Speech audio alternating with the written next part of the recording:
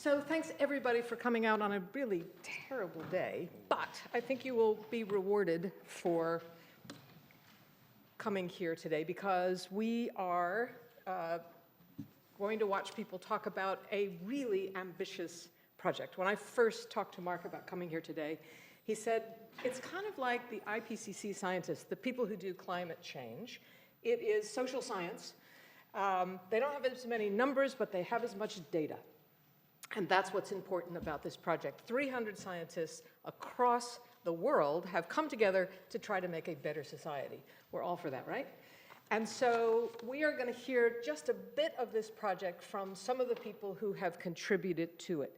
When they are finished speaking, I will do some questioning of them in my journalistic method, and then we will open it to the floor. So keep your pencils out as we listen to these presentations. Let me introduce our panelists, and I'm going to start on that side of the room. Eldar Shafir, a professor of behavioral science and public policy at Princeton. He's a specialist of behavioral studies and poverty, and an author of the chapters on inequality.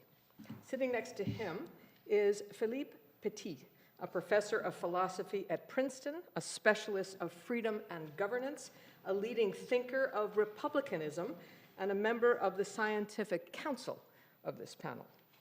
Number 3, Leslye Obiora. Did I get that right? Perfect. Ooh, excellent. Professor of law at the University of Arizona, a specialist of gender issues, human rights, and an author of the chapter on global governance and international organizations. Next to her is Marc Fleurbaey, professor in economics and public affairs at Princeton, a specialist of social justice issues in public policy, co-founder and co-director of this panel. And last, but certainly not least, especially because you write some great emails, John Bowen, professor of anthropology at Washington University in St. Louis, a specialist of comparative social studies of Islam, and a coordinator of the chapter on cultural change. So we're going to hear 10 minutes from each of the panelists. We'll talk a bit and then open it to your questions. Eldar, you are first. I'll go first? Yes. Okay, after all this time now I'm surprised.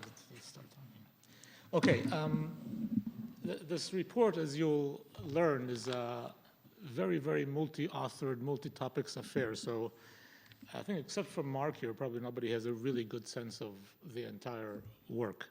I focused mostly on behavioral issues and inequality, and so I'll spend 8-10 minutes just talking about that, and then we can move on and discuss. From a behavioral perspective, one thing that's very interesting about inequality, especially given where we are today, is that people hate it. People are deeply inequality averse. You can show brain reactions where there's positive affect when equality is perceived or fairness is seen. You can show anger and disgust when there is inequality or lack of fairness. And everybody hates it, by the way. So, those who have more obviously hate it a little bit less than those who have less, but everybody does not like inequality and unfairness. And so that in itself is sort of interesting given where we are and where we're going. And this, by the way, studies suggest now it starts at the age of 7. Some recent studies suggest the age of 5. It seems really inherent in us to prefer fairness and equality as opposed to not. So how to explain where we are? And there's many directions one can take. One is that we significantly underestimate the inequality around us. There's a lot of studies. For example, among Americans, if you ask educated Americans, they think that the bottom 40% of the US owns about 10% of wealth, whereas in fact the answer is about 0.3 of 1%. Massive underestimation. If you look at inequality in pay between CEOs and their workers, this is true in many countries. One survey looked at 16 countries. People severely underestimate the difference.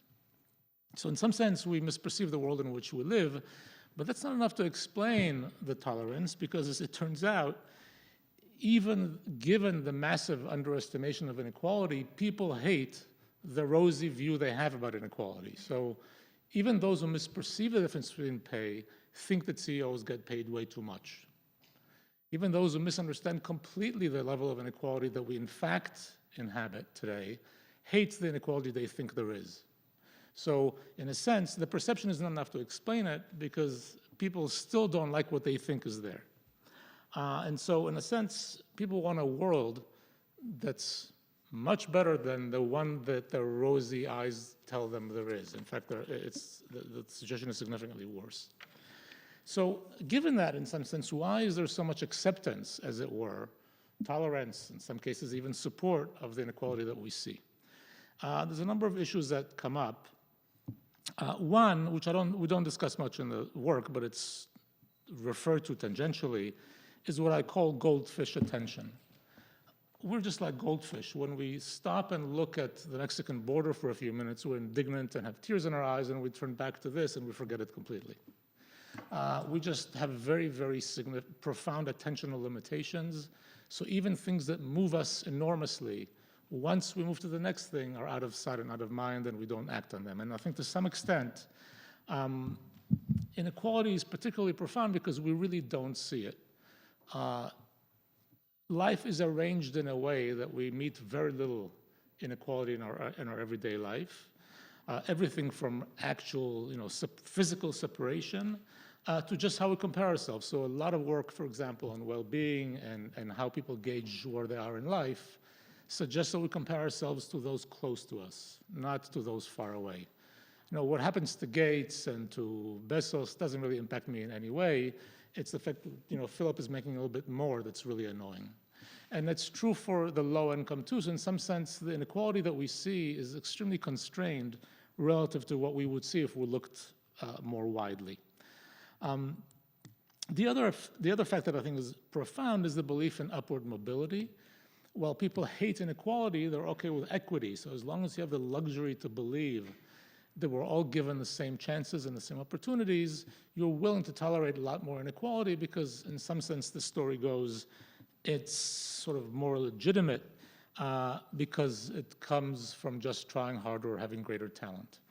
Now there's a lot of work, just like people misperceive economic inequality, they also misperceive economic mobility. So mobility is way, way less than people think it is. It's particularly funny when you compare Americans and Europeans today, where things turned around completely, but in any case, or not completely, but to some extent. In any case, again, to some extent, the belief in mobility, even if it's not quite there, makes the perceived inequality more palatable.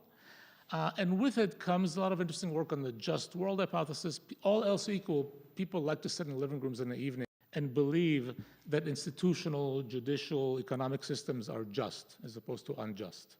So if I can sit back and tell myself that basically what I see out there is an outcome of a equitable allocation of resources and opportunities that just yield the differences despite our good wishes, everything obviously becomes a lot more palatable. And this is very powerful in America today particularly. So if you take sentences like, in the long run, hard work usually brings a better life. The majority of Americans endorse that statement. If you take luck rather than effort or education determines income, the majority of Americans reject that statement. The poor are lazy or lack willpower. The majority of Americans agree, because of course, if it's not luck, but it's skill and you're poor, the implication is that you haven't tried or are not able to. And what's interesting, this is 20 years old, and I worry that we're going in the wrong direction. But what's interesting about the last three sentences, the first one, where hard work brings better life, that Americans majority endorse, the majority of Europeans reject.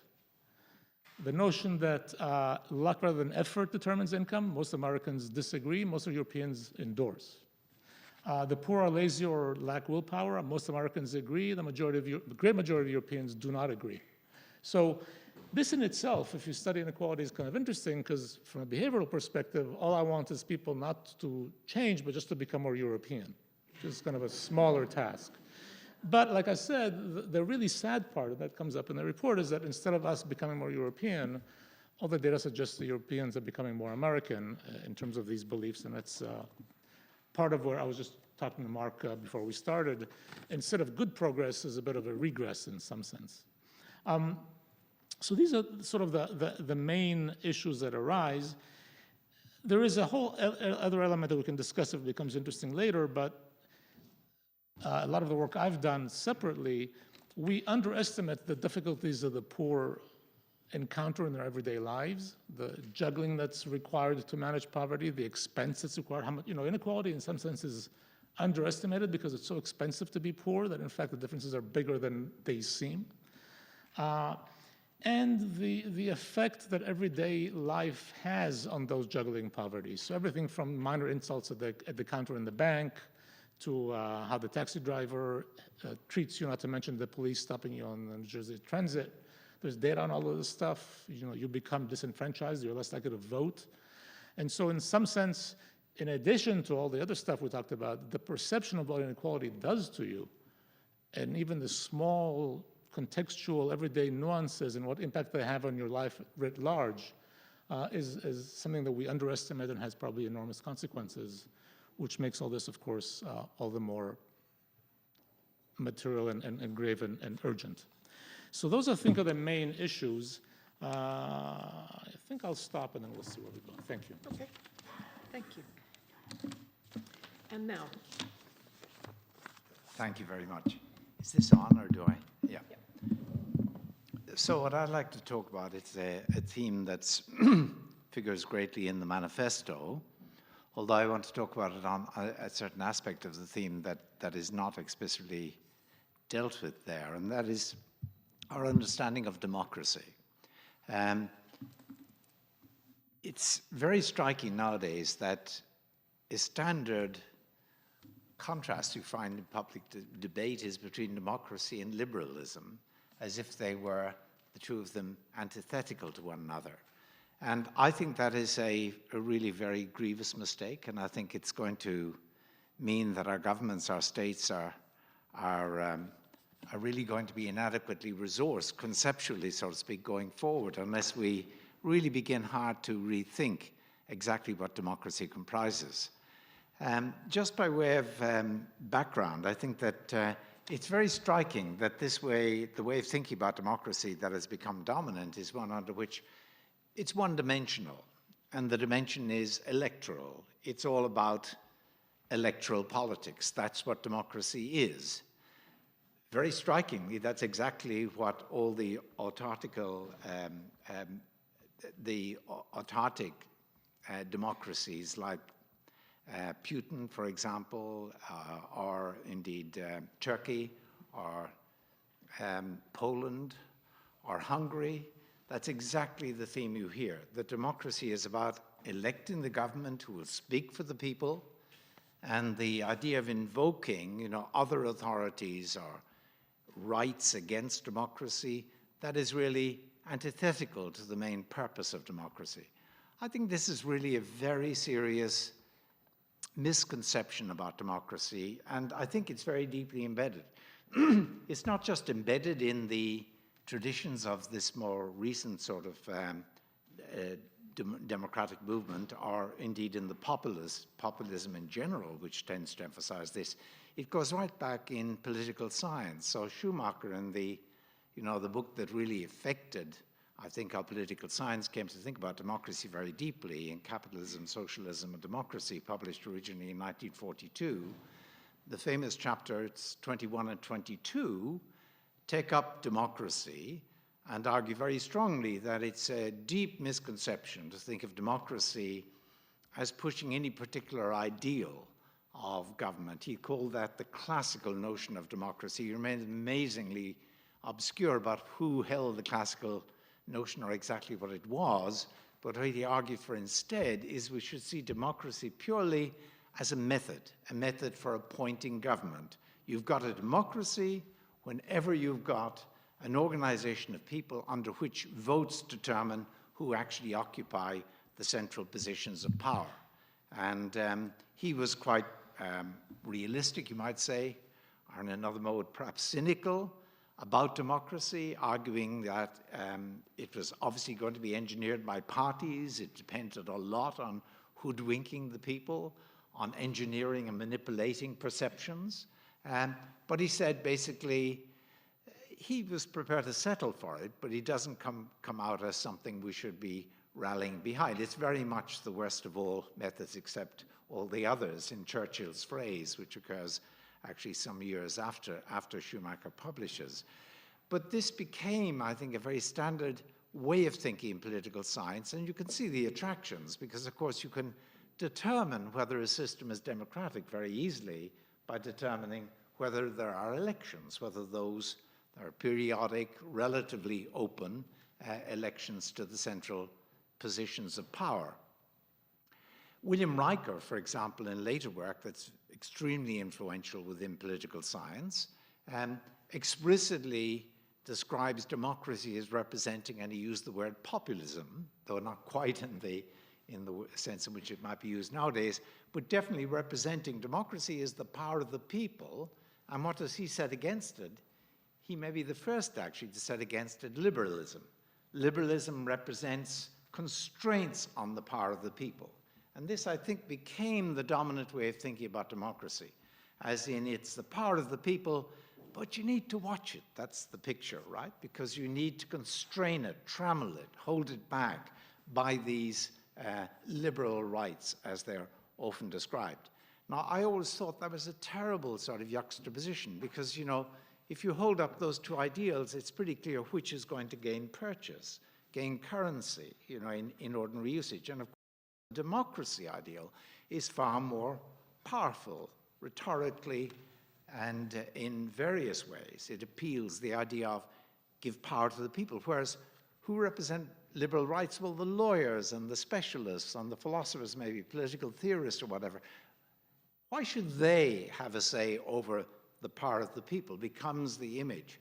So it's nurtured really in that tradition of political science, and I think became at some point, perhaps it always was, I'm not sure, I'm not a historian of ideas, part of the public way of thinking about democracy.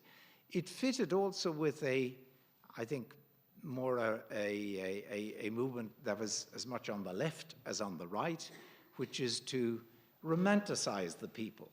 Very often, you know, as in, well, in a right-wing version, the folk, you know, in left-wing versions, you know, the people who are going to rise up and seize the power, modeled probably ironically, because Schumacher identifies Rousseau as the source of the classical ideal, while remaining unclear about what exactly it was. But it was Rousseau who actually really stood up for voting, voting, voting. Now, he thought it should be a plenary assembly of the people, and so something only possible in a small republic like his own native Geneva. But the idea in popularizing and indeed vulgarizing Rousseau was that we get the same thing really, or at least a near second best, if we get the people electing those in power. And that's what democracy is about.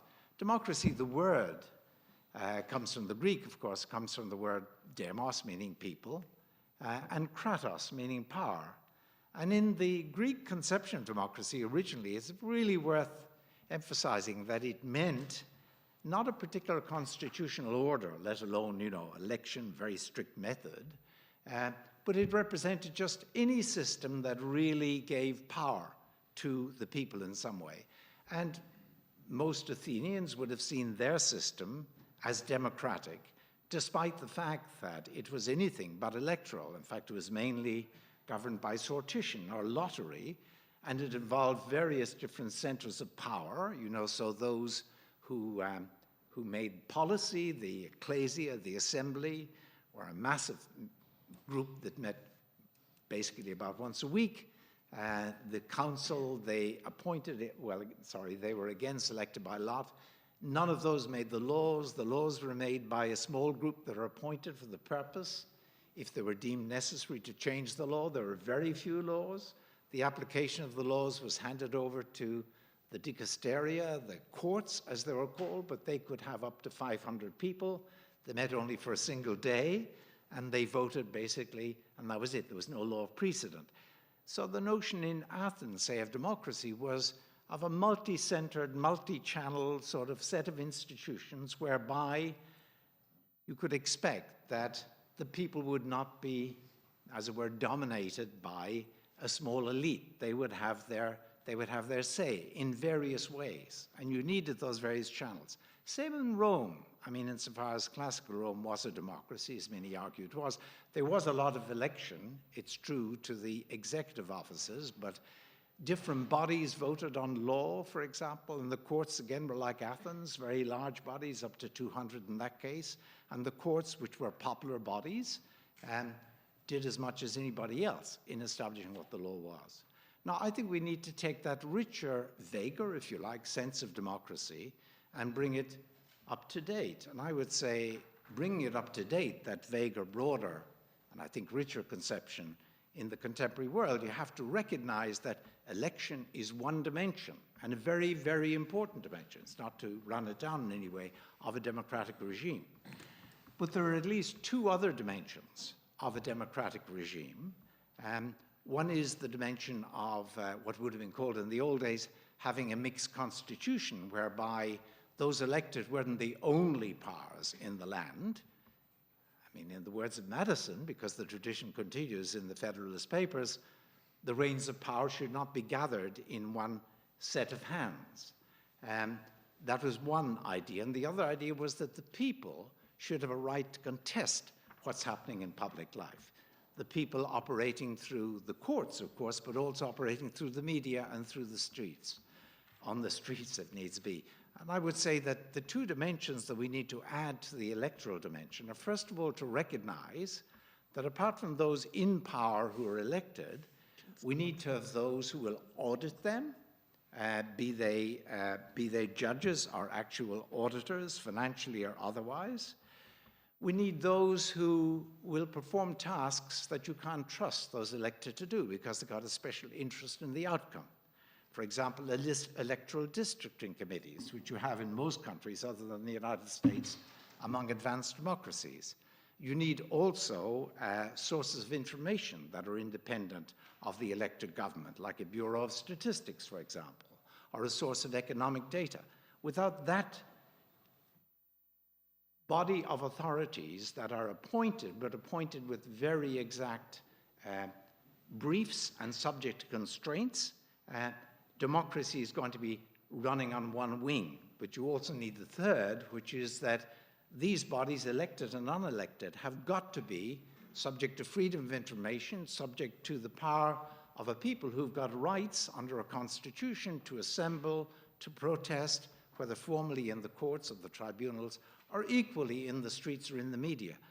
These three sorts of channels, for me, represent a sort of contemporary articulation of the older idea of giving the demos kratos, giving them power and a true democracy. And I think we've got to, that will mean, of course, if you think of it that way, that the rights, the judges, as well as the appointed authorities, they equally represent the people in constraining those in power.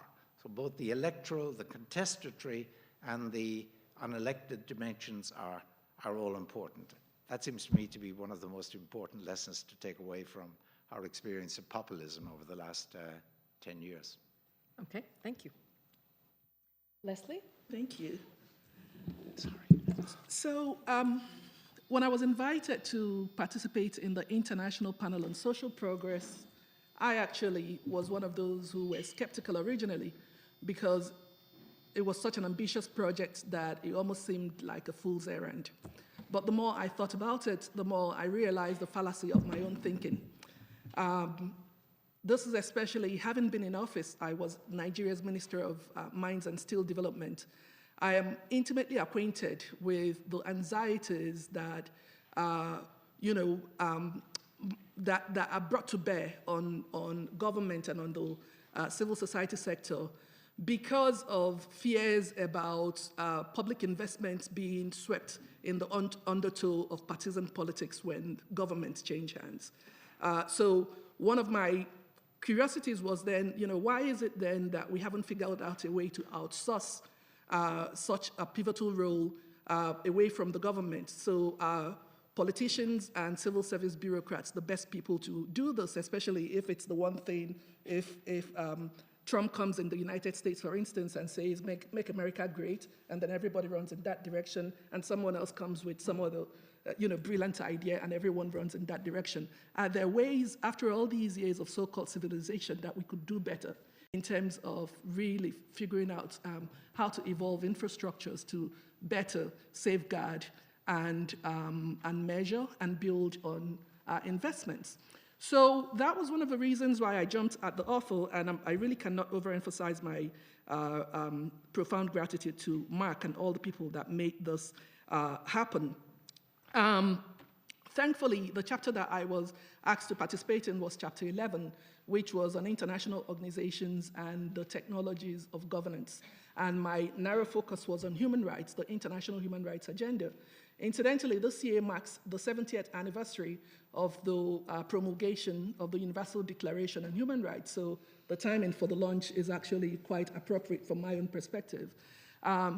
You know, we've come a very long way. The International Human Rights Agenda is definitely one avatar of how much progress we've made, you know, how much we've learned, how much we've grown.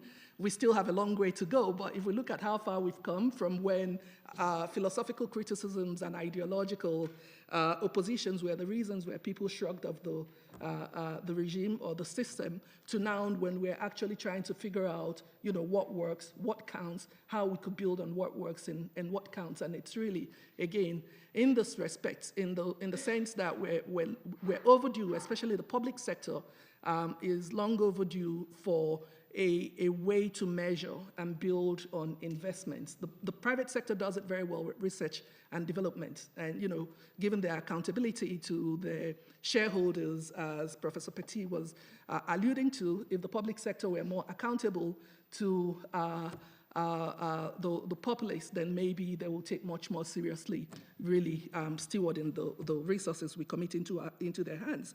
So I said that we've come a long way in terms of our commitment to the international human rights regime, but there are still some abounding problems, and the most perennial one has to do with the scarcity of resources or the sparsity of resources. Everybody, you know, it's wonderful to talk about social progress, but who's going to build who's going to build the cat? At the end of the day, coming from Africa, I'm completely fatigued with looking to others to try to figure out, you know, how we can make headway in terms of, you know, driving our own destiny. And my question is, perhaps our focus is really, really very narrow. Perhaps our emphasis on finances as the sole and exclusive form of capital is actually entirely wrong-headed. Perhaps if we started looking, you know, at other forms of capital assets, like intellectual, like sociocultural and all that, perhaps Africa has a lot that it can actually harness to drive its own destiny. So, for instance, with regards to the learning and growth and enterprise of the International Human Rights Agenda, my favorite organization is out of Bangladesh. It's called BRAC. And BRAC is actually consistently, it's been voted the #1 nonprofit in the world. Because they make rain with nothing. If you know the story of Bangladesh, it was the country that I believe Kissinger had called a basket case, and it said it wasn't the basket case, it wasn't America's problem. Bangladesh, in many ways, in terms of the state, still remains very much a basket case. But BRAC happens to be the #1 NGO in the world. It was the NGO that the economists dubbed one of the best kept secrets in the international development arena. Because of BRAC, Bangladesh, which I think the mainstay of its economy is jute, besides what it's doing with the textile industry. But in terms of natural resources, it's a dirt poor country. It's a country that has so many challenges with cyclones and so on and so forth. But incidentally, Bangladesh met its Millennium Development Goals way ahead of so many other countries. My country, Nigeria, you know, that is so resource rich, we didn't even go anywhere. And it's precisely because of this learning organization, you know, that tries to plan stuff and then try to learn from what it's doing and improve and so on and so forth, much along the lines of some of the vision that informs the International Panel on Social Progress. So then, BRAC started off in Bangladesh, but it has footprints all over the world. It has outposts in Africa, one of which is Uganda. And it tried to figure out how to really improve on the development outcomes for adolescents. And it started a program called ELA. I think it stands for Empowerment and Livelihood for Adolescents, which thrived in Uganda. And it went back to Bangladesh and tried to figure out how to replicate it in Bangladesh. It failed woefully. BRAC stepped back and said, what did we do wrong? How can we learn from our mistakes? And it found that really the reason why it took ground in Uganda was because of the role of cultural norms in Africa. And they didn't have analogous influence in Bangladesh. Much like BRAC, the British before it, one of my favorite Africanist historians, Sarah Berry, out of Johns Hopkins, said that the British were able to exercise hegemony on a shoestring precisely because they integrated Africa's indigenous apparatus of governance, and made that the mainstay of their indirect rule. So it was, indigenous apparatus and our cultural systems that they really used to make colonialism work, contrary to the rhetoric of colonialism being a civilizing mission. In many ways, it was what they found indigenously that they were able to use. So how then, why is it that, more than 100 years later, Africa is still conceptualized as some pathology that lacks the resources within it to, do what it needs to do? And it's, again, precisely because of our distorted emphasis on state structures that may not necessarily, that we haven't quite figured out how to better own. And yet, when it suits us, we gravitate to civil society, and that's where we see the vibrancy of those societies, of those structures that are really lying latent. They are not, they still are pretty much what they were when the British were there. Anyone familiar with the African landscape would attest to the fact that faith-based institutions, for one, are the best evolved network of infrastructures. There are churches and mosques where there are no roads, some places where the government doesn't even know. These are the entities that hold up the sky. I know that in the United States, you have a much more schizophrenic relationship between the state and religion, but in all these places where the state has failed, it is, these organizations that bring succor to the communities, that, deliver services to, to the vulnerable, that actually have moral authority in terrains that are powered by the principle of reciprocity. And I know some of you are listening to me and thinking about Boko Haram and, all the fundamentalist groups that we want to run away from. The question is, if indeed there are advantages and disadvantages to these institutions, if indeed they are the ones that have brought lives to places where the state has failed, if indeed we're measuring social progress, and we know that we have potentially at least some of these forms of capitals that we can leverage to improve what we're doing vis-a-vis human rights, vis-a-vis girls' education, vis-a-vis, other social services delivery, when can we have a conversation that actually trains the world in a better way to see the potentials that abound, rather than looking at African agency as just a mere figment of our imagination? Thank you.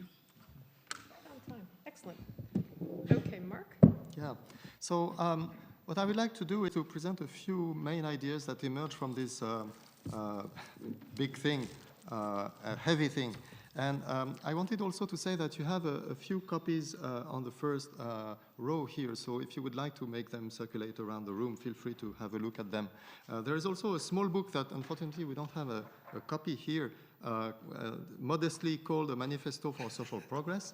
And that refers to perhaps another anniversary of publication that is well known. And that is much more easy to digest. It's a short book, and it's written for a wider audience, so I also encourage you to have a look at it.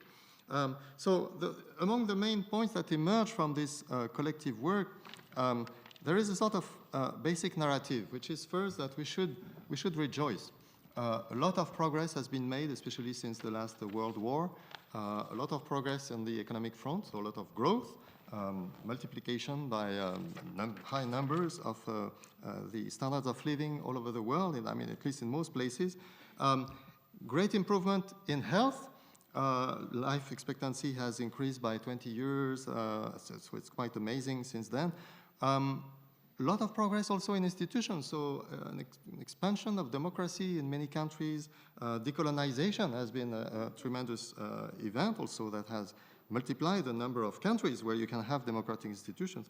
And also I agree with what Eldar said, but also if you look in the long run, an evolution of values that seems to be going in the right direction in the sense of more inclusiveness, greater respect for different races, different genders, different sexual orientations, and so on. So the long-term trends is perhaps looking rather good. Of course, there are hiccups, and there are variations around the world, and there are backlashes, right? So there are resistances and things like that. But nevertheless, so many reasons to rejoice, but at the same time, many reasons to be alarmed, because all this progress that has been achieved has been unequal. And we just heard about Africa, which is a great reason for concern. It has been unequal, and it may unravel. So there are threats which are looming, which are mounting, and which can converge to destroy a lot of what we've achieved and push us back. So you have things happening on the economic and social front, so the lack of development in some parts of the world, and growing inequalities in some, including in some rich countries. We shouldn't be too negative about inequalities, so they have decreased in some countries and increased in other countries. But where they have increased, it has especially taken the worrisome form of high concentration at the top, which has spillovers beyond the economic sphere. So it's not just great wealth, it's also great power that goes with the wealth and all that. So a big destabilization of the social fabric. And we have big threats on the environmental front as well. So environmental degradation is continuing at high speed. And these various threats may create vicious circles. So it's not that each of them is worrisome, it's that they can really reinforce one another. And you can have problems happening in one region of the world.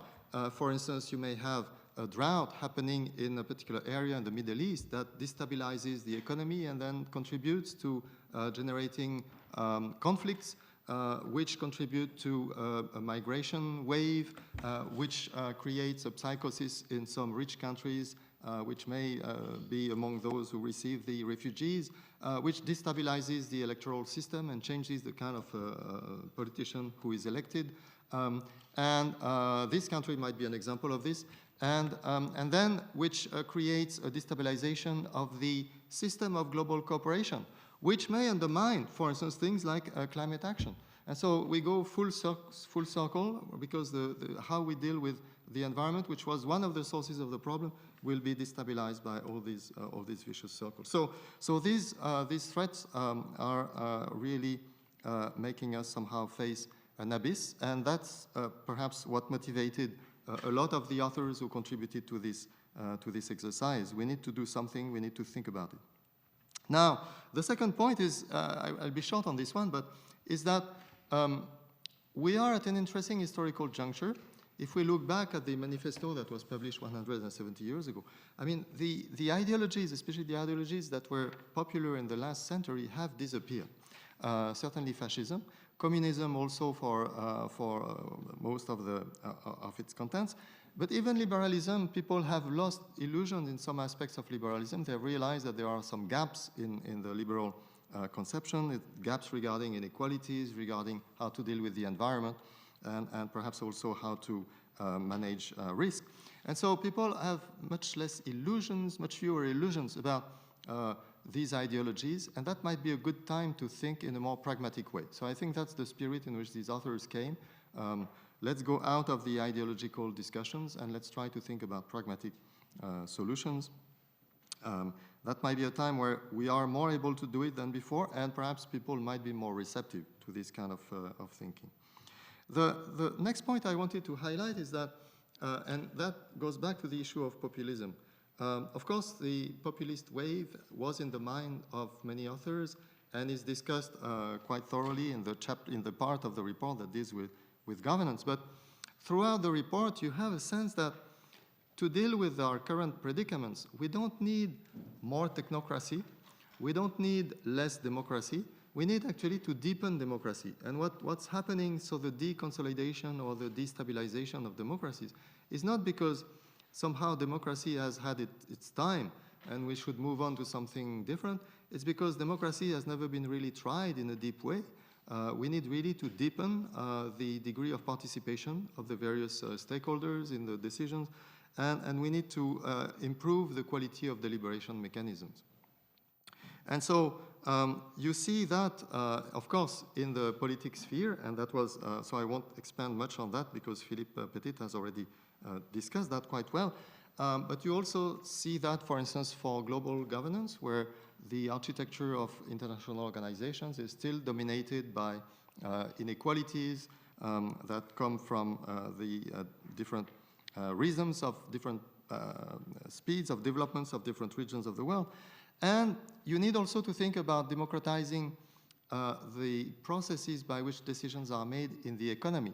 So it's not just about politics, it's also about the economy. For instance, the media system and the social media system, which is still treated most of the time, I mean, at least in a country like this one, as a business issue, really should be considered, given all the importance it has for the quality of deliberation and for the quality of the political process, should be treated more as a common good, as a public good, and should be under the monitoring eye of civil society organizations, watchdogs, and more democratic processes to guarantee both, I mean, its independence both from business interest, but also from government intrusion, and to also check the quality of its content. So we are, of course, with the speed at which social media develop, we are still trying to think about how to deal with that. But certainly the direction of thinking of all this system, this media and social media system as a public good is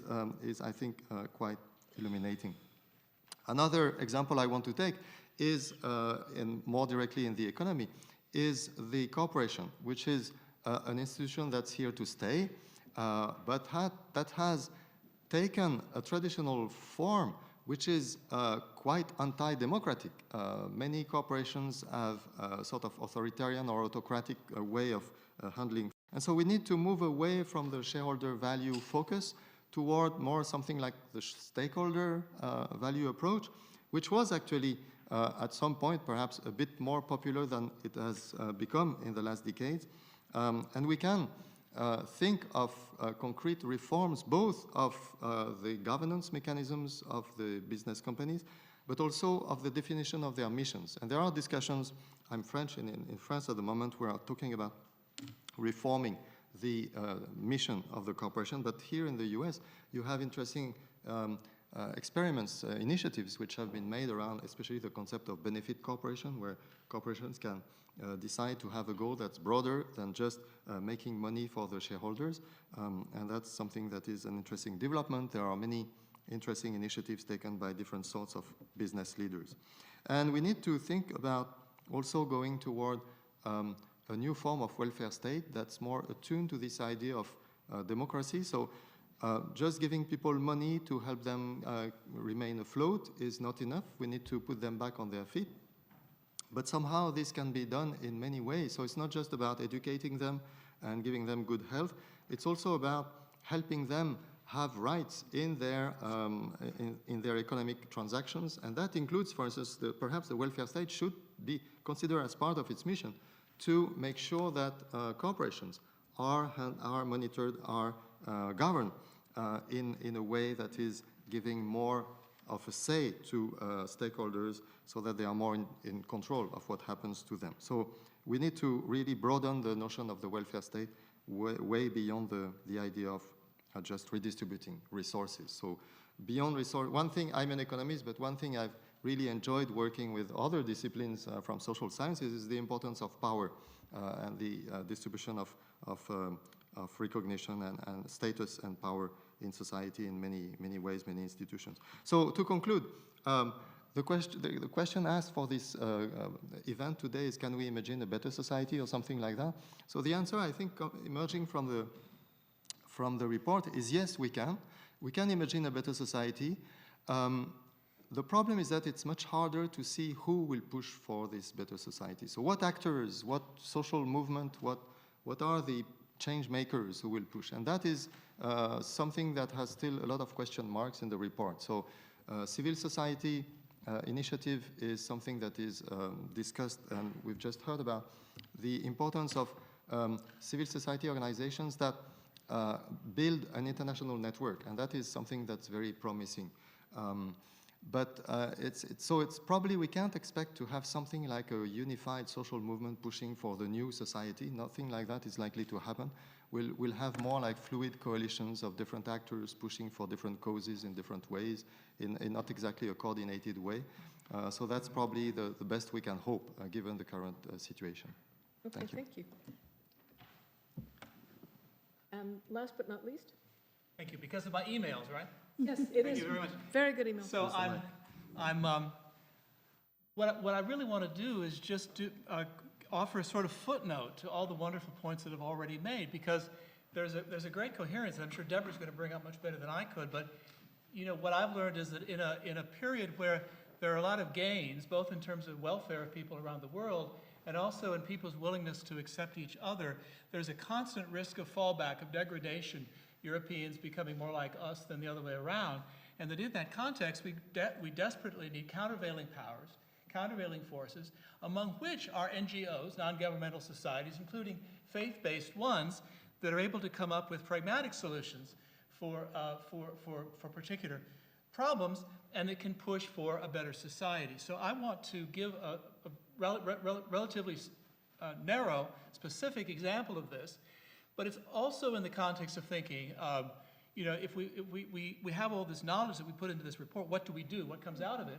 And I think it's because of my sometimes skeptical view about what happens when we translate social scientific knowledge into politics. I think sometimes the best we can hope for is to persuade people to stop doing stupid things. So one of the things I ask my students always when I'm teaching a text, whether it's theoretical or otherwise, is think about what the author's doing. What is she or he arguing against? And so a lot of what I do, I'm an anthropologist and historian, a lot of what I do is try to argue against certain simplistic notions about the small area of the world that I work in, which are Muslim majority societies in Southeast Asia, and then people moving into places in Western Europe and the US as well. And one of the things that I constantly try to push against is the notion that there's an inherent problem when people are religious, because they won't think in pragmatic terms. They won't think about social justice and equality. They won't think about human rights for everybody. They'll think only in terms of their own ideologies, their own scriptures, their own convictions. And what those of us who contributed to a chapter on cultural change and social progress, what we argued is that there may be very effective convergences towards shared ideas of justice and equality, where people are converging on these shared ideas from very different, often opposed sets of convictions, religious, cultural, or otherwise. And they do so in two different ways. First of all, they do so through reinterpreting, adapting scripture, shared convictions to new circumstances. Religions actually are very flexible for doing that. They provide ways for doing that. All of the major world religions do this, and smaller scale ones as well. And secondly, by effecting practical convergences towards some of these shared ideals.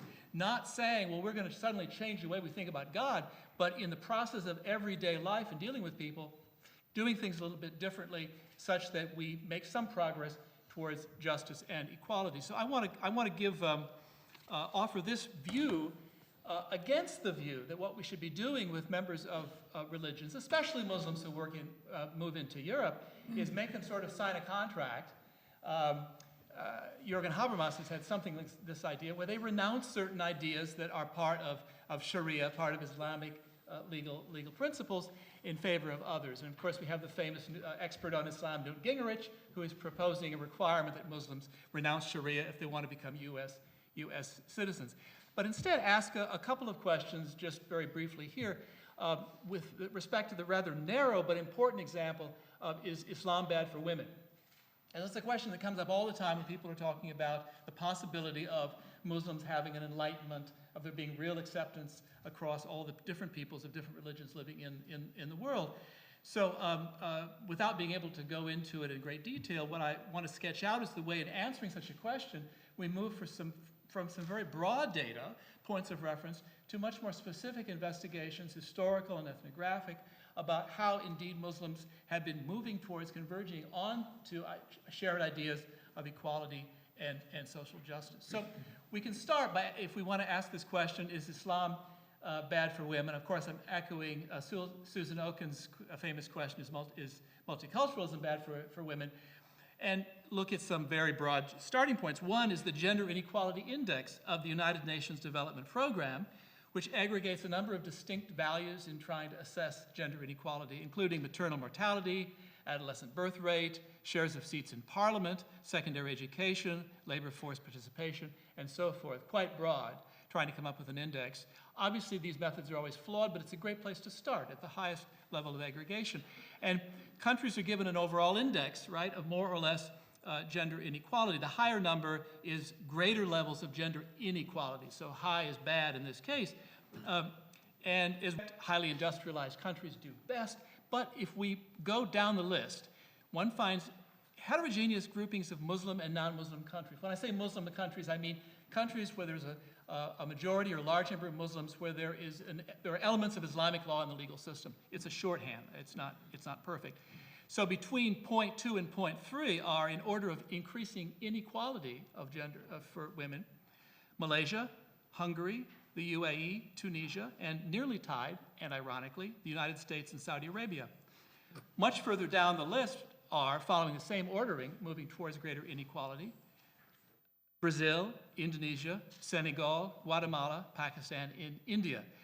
And the general picture given by this aggregate index, as with other aggregate indexes, is that gender equality is not neatly associated with one or another religion.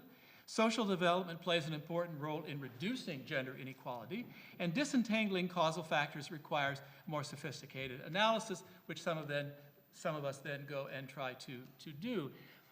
One of the findings that comes out of some of these analyses is that the greater the importance of women's income generating activity, the better is women's welfare. From South Asia, where we find, regardless of religion, we find this association, and from Saudi Arabia, strikingly, where a rather rapid realization, and of course Deborah knows far more about this than I will, so she'll correct me and amplify and everything else, there's a need to attract women into the labor force. And hence greater emphasis on higher education for women. I've seen from afar some shifts in interpretations of Islamic law as well, even in a context of great patriarchy. So we can go down to a second level then, which is looking a little more at mechanisms. How does this work in the case of Islam? Well, one of the ways it works has been a long-term process of working especially on family law, divorce, marriage, inheritance, and trying to come up with ways which, within the umbrella of Scripture, the Quran and the Hadith, the things that the Prophet Muhammad said and did, finding mechanisms, finding new interpretations, finding ways to give a greater say and a greater access to property to women. This goes back many centuries, where you begin to see efforts at creating something like no-fault divorce initiated by women. Already in the 18th century, we have Ottoman Empire records which show the prevalence of this sort of mechanism, where there's a no-fault divorce initiated by women. Need I say, long before Europeans ever dreamed of this, maybe dreamed of it. But these examples sometimes are useful in not thinking that, well, Islam has to have its reformation, catch up with the West, right? But in fact, they were seriously engaged in trying to achieve something along the lines of equal rights to divorce long before this was the case in the West. Take a country that I've done a lot of my work on over the years, Indonesia. Right after independence, the Indonesian Supreme Court said two things. One was that we were going to respect customary legal relationships, including Islamic ones, with respect to inheritance, divorce, people's access to property, but only in the light of modernity. That was their phrase. And by that, they meant that if there was a society within Indonesia, there are a lot of sub-societies where most property went only to men or only to women, we were going to change that. One of the steps in doing so was to come up with an Islamic code which, without renouncing any principles of Islam, basing entirely on scripture and various interpretations, brought about a number of practical convergences on an equal relationship to equal access to property in divorce and inheritance situations. Just for example, classically in Islam, a man could simply divorce his wife. A woman had to go to a judge and say, please, sir, will you please divorce me from my husband because he's doing terrible things. In Indonesia, both parties have to prove some cause for divorce that's the same list of causes. Almost always it's irreconcilable differences. So it's basically a no-fault, symmetric divorce system. Just one other change, I won't give you too many of these details, was the creation of a category of marital property, very broadly defined, such that any property brought into a marriage or constructed during the marriage by the family was equally divided between men and women, considered not to be inherited property. And there are many other such cases. So if we look beyond the one country of Indonesia, what we see across the Islamic world unevenly and not everywhere at the same time is increasing creation of, we could call them Western-style legal systems with panel courts, with statutes usually derived from whichever colonial power was the colonial power in question, which give women the right to bring divorce cases to court and to sue for their rights under inheritance law in courts. Most close observers of these tribunals all across the Islamic world find three things. One is that women bring far more cases to courts than do men. They find it's in their interest to press in an Islamic legal system their rights to property. Secondly, women win far more than they lose. Larry Rosen, one of your colleagues here at Princeton, did a sort of meta-analysis of all the studies we have and found that between 65 and 95% of cases are won by women. In the most recent countries in North Africa, where there have been these new legal systems, it's sometimes as high as 99% in the city of Tunis, for example. Basically, women always win. And third, although far more difficult to quantify, women are much more strategic in their use of Islamic courts. Let me just say, finally, there are lots of, if we observe ethnographically or historically, but especially ethnographically, I have to shout out my own discipline here of anthropology, we see all sorts of ways in which in practice is textual requirements, canonical requirements are reinterpreted without coming out and saying we're actually changing Islamic law. So I've been working in Britain for a number of years. In Britain, there was an attempt to come up with a new Islamic code that would be progressive. There would be no more guardian for a woman in marriage. There would be a number of other changes. And the Islamic establishment basically said, no way. You're not going to give up on Sharia. It's been fine for many centuries. We have to hold on to Sharia. But then when you actually went and looked at how weddings were affected, and I did this in mosques and things, very often, I'll just give you one case. I was watching a couple come in and ask to be married by the person who's running a mosque, the head of the mosque, and they had some friends. They were the witnesses. That's good. And the head of the mosque said, well, you're supposed to have a guardian of the woman who says it's okay. Who's the guardian? And the woman said, well, my dad's cool. And he said, well, let me call him up and see if he's cool with your marriage. So he got a number from her. He called the number. Somebody answered. And he said, is this so-and-so? The person said, yeah. And he said, do you agree with this marriage? Whoever it was said, yeah. And he said, fine. And so they went on. It was a formality.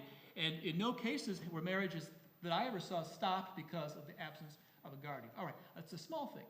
But if we step back from the Islamic case, where we're always so, not you in particular, but people are so often so quick to say, well, that's a regressive religion. They have to have their Martin Luther or their whoever it is, and ask, what do we do with Catholicism? What do we do with Protestantism? Do we require certain sorts of explicit renouncings of canon law? Do we require Catholics to explicitly acknowledge abortion rights in order to be accepted as citizens of Europe or the United States? And of course the answer is no, and there are very good reasons why we don't do that.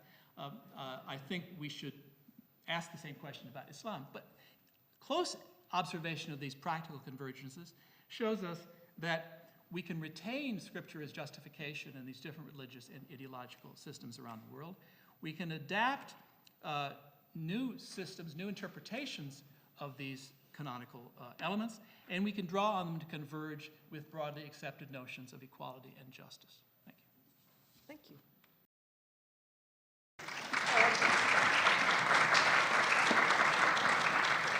Just very quickly, it's true Saudi Arabia has moved from the 17th to the 18th century in terms of women, but as long as the guardian system is in place. Good luck. Good luck. Because your dad can still tell you you can't drive. I want to ask people who want to ask questions, because we have about 15 minutes. Listening to all of this, what I find fascinating is part of what all of you are talking about is narrative. That's where we're missing, that, you know, all of these facts would change people's minds if only they knew, if only there was a narrative that would convince them. And that's a pretty tough job. So I want to ask a broader question than that. And that is, this country is agitated at the moment politically. And I wondered if all of you who are talking about change see that as an opening and a change in American psyche. We can talk about changing the world at dinner, but let's be a little narrow at this moment in the time that we have. That do you see out of what has happened in the last 2 years something different in terms of democracy, where people are beginning to understand what you're talking about, that just being elected is not enough, that there needs to be watchdogs and there needs to be NGOs? And do you see this as a change in the way that Americans think about democracy? I'll start with you, Marc. Yeah, sure. It's an interesting time in the sense that you have indeed an opening, but you have also a decrease in the complacency that people had with the system. So people were believing they were living in this kind of almost the best system in the world. That was certainly not the case. Exceptional America. Right, exactly. And so I think that now people are much more attuned to the imperfections, and they understand that what they believed were good institutions are actually quite vulnerable to some shocks. So that's a good thing. The other thing is perhaps indeed that there is an opening in another way, which is that people have realized, at least perhaps the elite has to be less complacent about its responsibility, because we can understand what has gone on as a sort of rebellion of ordinary people. At least they resonated with a message talking about the forgotten men and women of America and this sort of language. So people have to think about how to deal with these forgotten people and how to put them back in the circle of society and decision making and so on. So that might be a good configuration in that sense. Yes. Mm-hmm. And I'll ask the same of Philippe. Do you think this is a moment? I wish I did. I mean, it's just so hard to see a way forward. I mean, my sense, for example, in Europe is that people become more aware with the autocratic democracies that are much more salient presence there, that really these democratic or electoral autocrats, the two things they go for is destroy independent authorities like the courts and all of the watchdog bodies, if you like, as you describe them, Deborah, but also suppress the social organizations, the NGOs, the right of people. They're all foreign agents, that's the big phrase, so they can be suppressed. They're not the people.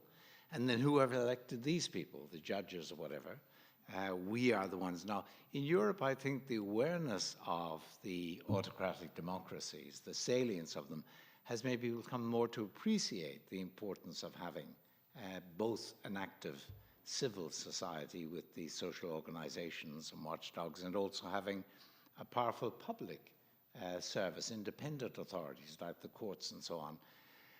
I don't see that here, unfortunately, because I don't think the autocratic democracies have the same salience here, but maybe that will grow. I mean, the trouble is that, for example, I think it's extremely unfortunate, the move whereby it takes just 50% now to appoint a Supreme Court justice, and the politicization of that process has tended to undermine, I think, the belief in the independence of the judiciary, so that it's just an arm, so to speak, and ceases to be the total absence of electoral commissions. The fact that someone who's actually being elected can be the one regulating the elections, as in recent case. These are all sort of such egregious examples of violation of traditional norms and patterns and so on. And of course, the denigration of fake news, of all the media, which is very much part of the contestatory social organizations. We could do nothing as a contestatory people except insofar as we have news that is reliable. And when that gets rubbished, by those at the electoral helm, so to speak, of the state. So you have here, both the courts being questioned are looking very politicized, are being described as Obama courts, versus the Republican courts. That's just a shocking slippage in the culture and the ideology. Now, as yet, the institutions haven't been destroyed, but they've been weakened.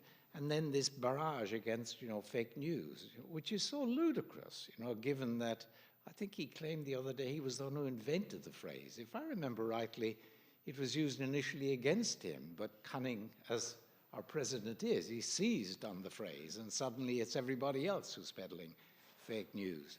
Those two Yeah, I'm in a bit of despond at the moment, to be absolutely honest, about America, but perhaps, with the movements in Europe, and that will spread here too. Let me just move in the same category with Eldar, and that is, once deplorables are poor, once deplorables now have been elevated into the forgotten people of America and showed that they had political power, does that change the narrative about whose fault is it when you're poor?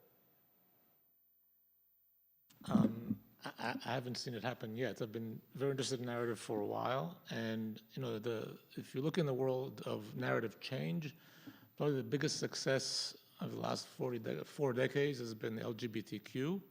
A group by the name of GLAAD with 2 A's literally met and decided to change the narrative, and the success has been astonishing. If you look at poverty, the narrative is more complicated, and just to connect to religious ideology, if you think about changing the narrative of the poor, the idea that an average American would look and say, oh, she's acting this way, or forgetting, or not being dressed correctly, or or showing up late because poverty is difficult, and thereby for the grace of God go I, etc. If you think about that narrative, the number one partner in this in the US should have been the Christian church. But then what you discover is this thing known as the prosperity gospel. They literally invented something that's anti-Jesus, that says, if you're rich, it's a sign that God loves you. And by the way, that's a really bad sign if you're not rich. And what they get is the poor to give as much money that they don't have to the church to show they're a little bit richer. And the whole thing is really up on its head. And it's the biggest partner you should have had that you don't have at the moment. Not all of them, of course. It's a complicated story about which I'm not an expert. But the narrative, where it goes, if it's in the control of those who are controlling the social media and the rest, there's no real reason to be optimistic in the short term. Although there's clearly recognition there's a problem. So let me transition to what you're talking about, and that is, we are a much more religious country than Europe by far. However, there are churches and there are churches. You're talking about bringing faith-based communities into more power structures. How do you determine who are the right ones? That wouldn't be for me. But I happen to be a Christian, and proudly one so. And I can tell you right here that the Christian and what Americans have allowed Christianity to become is just as tragic as what they've allowed racism, the Christian right to do is just as tragic.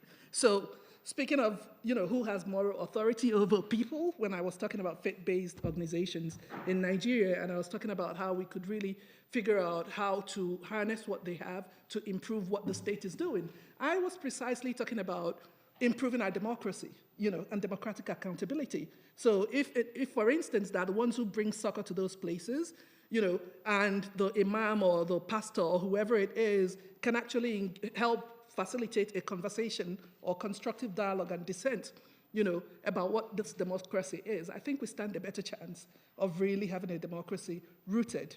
What we see with the Christian right, what we see with the pushback with populism, all of them attest to the abuses of culture. So why don't we then go back to that same culture, that is so susceptible to abuse in this society, to figure out how we can harness it as a force for good?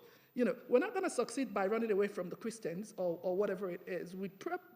Just like John said, meet them where they are, use their scripture against them, or use their scripture and challenge them to think deeper and respect the God that they attest to. So I see the opening, but the question is, as Marc had said, who's going to bail the cat? Who's going to drive this? How are we going to really get over the shock and the anxiety and the frustration and the anger, and roll up our sleeves and hold our nose and walk across divides in a way that would really make us make the best of this opportunity? So those who spoke to me before this, I said I'm a journalist, and so I'm going to ask you, okay, now what? What do we do?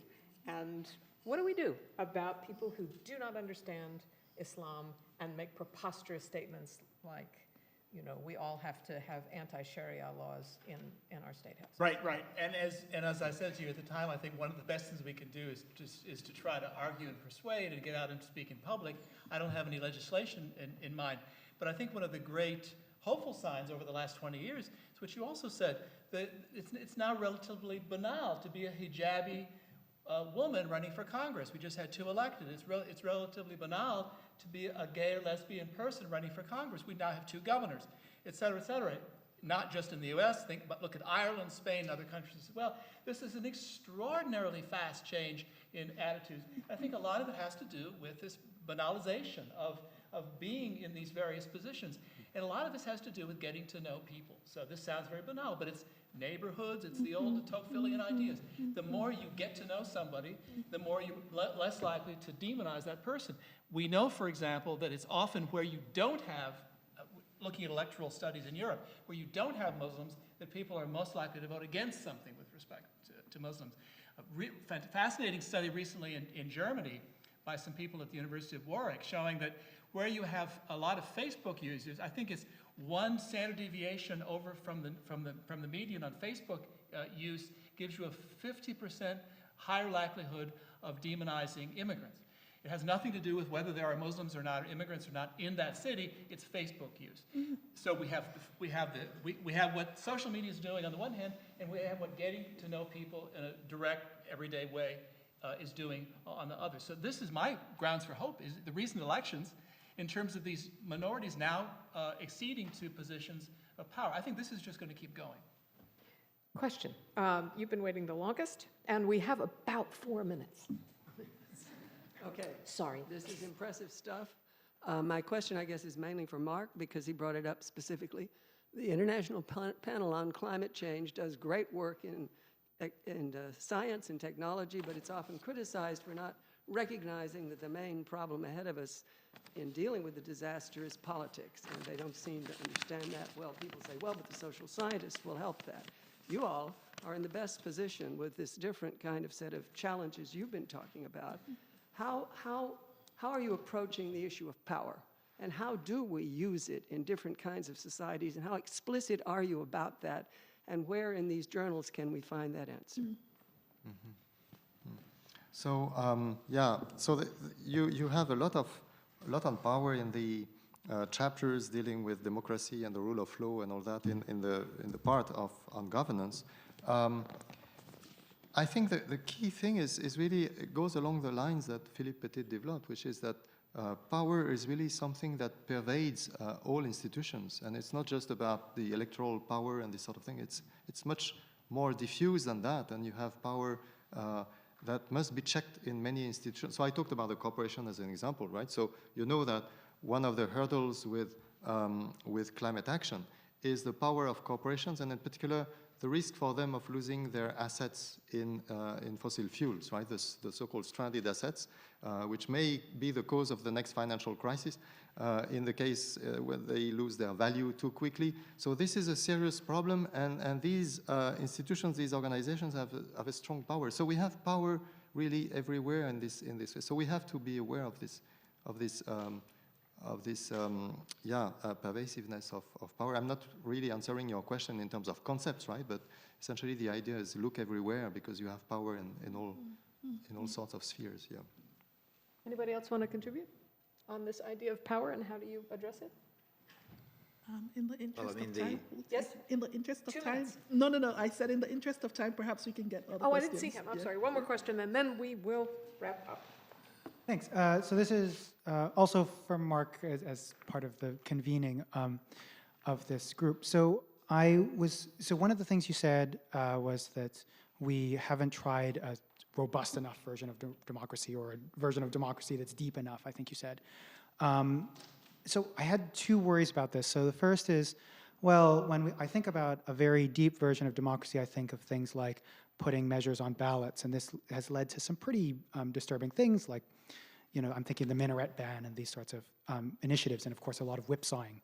And the other thing that I'm worried about, which was in the first intervention, I think Professor Shafir said, well, a lot of citizens have very distorted ideas of what our fiscal priorities how our government actually works. So it seems that you wouldn't want people who broadly have very large misconceptions dealing with it. So I'm wondering, I'm sure you've thought about these, I'm wondering how you would respond to those. Yeah, so the short, perhaps my colleagues will want to weigh in here, but the short answer is indeed, as I said, we need to deepen the quality of deliberation. So it's not just about more direct democracy, not at all, right? So it's much more complex than that. I think for me, as an outsider in the United States, what really I find most perplexing is that the country that goes to war to export democracy to other places hasn't even figured out how to cultivate the fundamentals to really get its people to think about what democracy means. At the individual level, as Professor Pettit said, it's not really about the form. It's not about elections. It's about your civic values. It's about what you would take a bullet for. We're not really having those conversations, and until, if you want to make Americans great again, as I said, you have to make them Americans again. And I don't think that they're sufficiently American. They're just coasting on what they inherited from their forebears for now. I like that slogan. Anybody else? I thank you all, and I thank the panelists. It's been really a fascinating discussion, and there are some, yes, there are some handouts up front, and this is a roadshow. So this will not be the only time, and there's a movie that accompanies it at the Princeton Library on December 10th. December 10th. So more time to talk about it.